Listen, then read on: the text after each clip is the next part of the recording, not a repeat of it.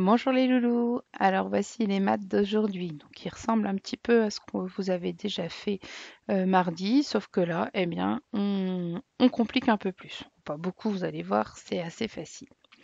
Donc là, on retrouve notre exercice avec les lapins et les carottes, où on se demande s'il y a assez de carottes pour chaque lapin. Donc je vous rappelle la technique qu'on employait à l'école. Dans ces jeux-là, on faisait un trait entre une carotte et un lapin, ainsi on était sûr d'oublier personne. Si chaque lapin a une carotte, vous entourez ici le oui. Si il manque des carottes, vous entourez non. Et vous faites la même chose de ce côté-là. On retrouve nos petits aquariums et nos poissons. Tout d'abord, vous devez compter combien il y a de poissons et l'écrire là dans les carrés. Et ensuite, comme la dernière fois, vous devez entourer l'aquarium où il y a le plus de poissons. Ici, il faut, comme la dernière fois, barrer ou ajouter des carottes pour qu'il y en ait le bon nombre. Je vous rappelle, le nombre, il est donné ici, avec les dés ou avec les doigts. Vous comptez les carottes. S'il y en a de trop, vous barrez ce qui est en trop. S'il n'y en a pas assez, vous rajoutez ce qui manque.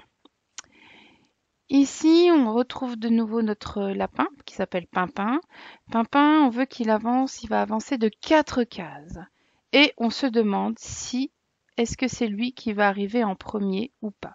S'il arrive en premier, on entoure le oui. S'il arrive pas en premier, on entoure le non. Deuxième page d'exercice. Hop. Donc là, même jeu que la dernière fois, on avait fait le chemin du 5, le chemin du 7. Et bien maintenant, vous avez le chemin du 8. Alors attention, le départ ne se fait pas ici en haut comme les autres, le départ se fait ici au milieu.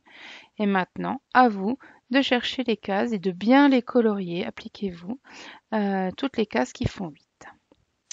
Ici, on retrouve un exercice qu'on a fait aussi la dernière fois, c'est-à-dire qu'entre les deux nombres qui sont là, on se demande qui est le plus grand, où il y aura par exemple le plus d'objets. La dernière fois, je vous avais parlé de bonbons ou de carottes pour notre ami Pimpin. Si je vous donne 6 bonbons ou si je vous en donne 4, où est-ce que vous en allez avoir le plus? Donc là, on sait bien forcément que c'est le 6. Donc on entoure, on colorie la case du 6. Ici, entre le 3 et le 7, où est-ce qu'il y aura le plus d'objets? Quel est le nombre le plus grand? On colorie donc la bonne case.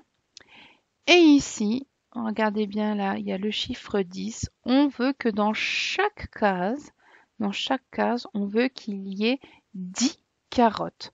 Donc à vous de barrer ou d'ajouter des carottes pour que à chaque fois, tout le temps, ça fasse 10. Dans chaque carré plutôt rectangle, nous voulons qu'il y ait 10 carottes.